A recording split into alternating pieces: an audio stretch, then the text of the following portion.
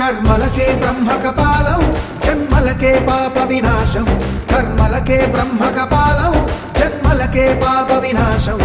వ్యాసం ఇతిహాసం ఆ వ్యాసుడు ప్రవచించంగా ఖండం గణపతిదై కురు చరితము విరచించంగా యజుస్సామరు అథర్వ శాఖలుగా ఓంకారేశ్వరి శ్రీహరి నగరి ఇదిగో రాబదరి వైకుంఠేశ్వరి సిరికి నగరి అదిగో మహిమగిరి ఈ కొండపై పాకండగా ఆ విష్ణు పాదమే వెలసింది వేదాలనే విభజించిన శ్రీ వ్యాసపీఠమై విరిసింది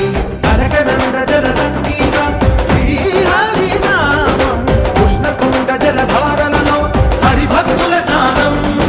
జ్ఞానం మోక్షం వసగే వైకుంఠ